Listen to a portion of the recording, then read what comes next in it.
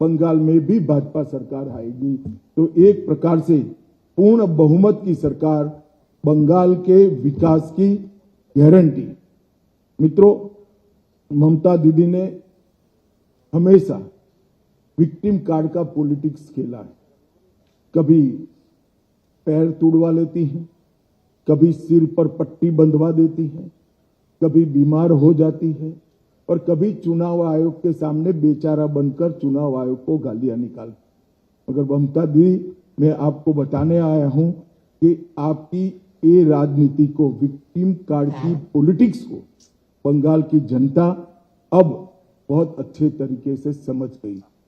चुनाव आयोग जैसी संवैधानिक संस्था पर गाली गलौज करना ये बंगाल की संस्कृति को शोभा नहीं दे। मैं आज एसआईआर के बारे में भी खुलकर बताना। एसआईआर पूरे देश भर में हो रहा, कहीं पर जुडिशियल ऑफिसर नहीं लगाने पड़े, सिर्फ बंगाल में लगाने पड़े। कारण क्या है? यही चुनाव के अंदर तमिलनाडु में भी एसआईआर हुआ, कोई कोर्ट केस नहीं हुआ।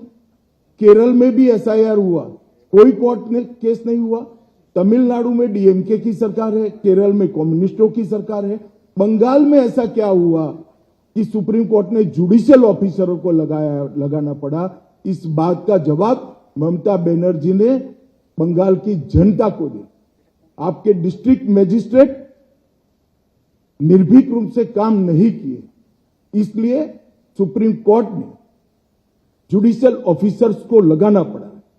और एसआईआर पर वो जो आरोप कर रही है, मैं आज बंगाल की जनता को पूछना चाहता हूं, जो घुसपैठियों को वोटर बनाकर यहां रखा गया है, उनको क्या बंगाल का भविष्य तय करने का निर्णय देना है या नहीं देना है? वो बंगाल की जनता ने तय करना है। मैं भारतीय जनता पार्टी की ओर से स्पष्ट कर देना चाहता हूं, सिर्फ वोटर लिस्ट से नहीं, देश भर से एक एक घुसपैठियों को हम चुन चुन कर देश के बाहर निकालने के लिए संकल्पबद्ध है और ये मेरी पार्टी का एजेंडा है।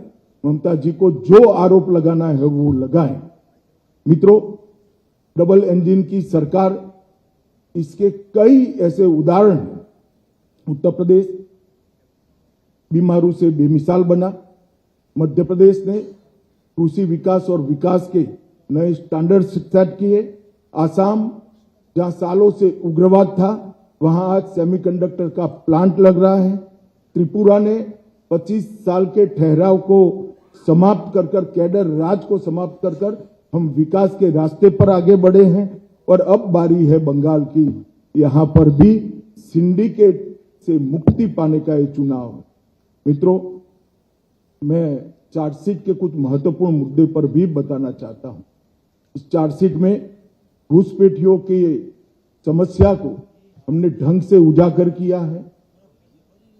घुसपैठिया न केवल देश की सुरक्षा के लिए बहुत बड़ी चिंता का विषय है, वो हमारे गरीब श्रमिकों की मजदूरी में भी हिस्सेदारी लेते हैं, गरीब लोगों के अनाज में भी हिस्सेदारी प्राप्त करते हैं और युवाओं की रोजगारी भी छीन।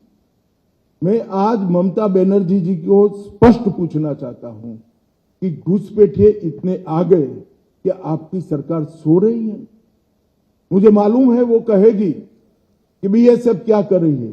बीएसएफ तभी रोक सकती है जब आप बॉर्डर पर बाड़ लगाने की हमें भूमि दे। 600 किलोमीटर बाढ़ अधूरी रह गई। हमारे होम सेक्रेटरी यहां आकर आपको मिलकर गए, मैं खुद आकर आपकी ऑफिस में मिलकर गया, मगर आपने बाढ़ लगाने की भूमि नहीं दी, क्योंकि घुसपैठियों की वोट बैंक आप बनाना चाहते। हमने कोई पॉलिटिकल ईगो नहीं रखा, हमने आपके साथ संवाद किया, संपर्क किया, पत्र व्यवहार किया, मगर आपने हमें भूमि नहीं दी है। कोई बात नहीं ममता दीदी, आपके पास बहुत कम समय है। 6 मई को भारतीय जनता पार्टी की सरकार बनेगी, बंगाल में भी भाजपा सरकार आएगी। तो एक प्रकार से पूर्ण बहुमत की सरकार, बंगाल के विकास की गारंटी। मित्रों, ममता दीदी ने हमेशा विक्टिम कार्ड का पॉलिटिक्स खेला है। कभी पैर तुड़वा लेती हैं, कभी सिर पर पट्टी बंधवा देती हैं, कभी बीमार हो जाती है और कभी चुनाव आयोग के सामने बेचारा बनकर चुनाव आयोग को गालियां निकालती।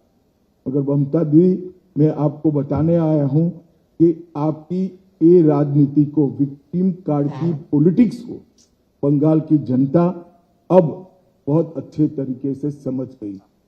चुनाव आयोग जैसी संवैधानिक संस्था पर गाली गलौज करना ये बंगाल की संस्कृति को शोभा नहीं दे।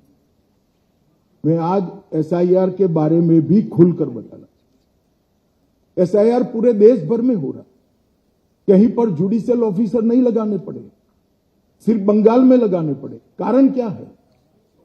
यही चुनाव के अंदर तमिलनाडु में भी एसआईआर हुआ, कोई कोर्ट केस नहीं हुआ। केरल में भी एसआईआर हुआ, कोई कोर्ट केस नहीं हुआ। तमिलनाडु में डीएमके की सरकार है, केरल में कम्युनिस्टों की सरकार है। बंगाल में ऐसा क्या हुआ कि सुप्रीम कोर्ट ने जुडिशियल ऑफिसरों को लगाना पड़ा?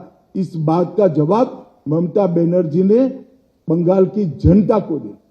आपके डिस्ट्रिक्ट मजिस्ट्रेट निर्भीक रूप से काम नहीं किए, इसलिए सुप्रीम कोर्ट ने जुडिशियल ऑफिसर्स को लगाना पड़ा।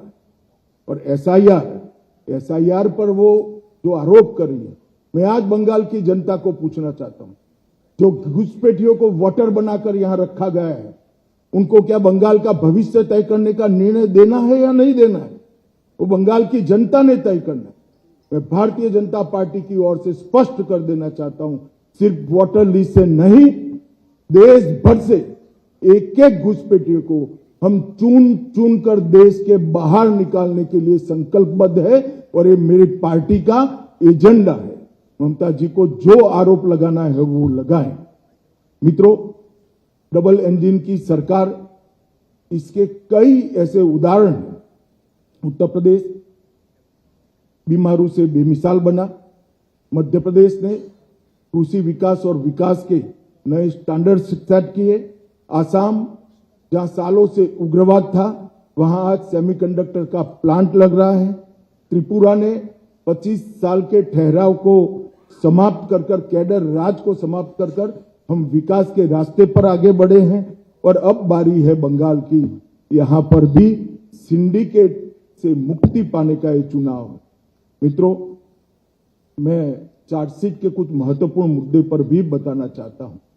इस चार्जशीट में घुसपैठियों की समस्या को हमने ढंग से उजागर किया है। घुसपैठिया न केवल देश की सुरक्षा के लिए बहुत बड़ी चिंता का विषय है, वो हमारे गरीब श्रमिकों की मजदूरी में भी हिस्सेदारी लेते हैं, गरीब लोगों के अनाज में भी हिस्सेदारी प्राप्त करते हैं और युवाओं की रोजगारी भी छीनते हैं।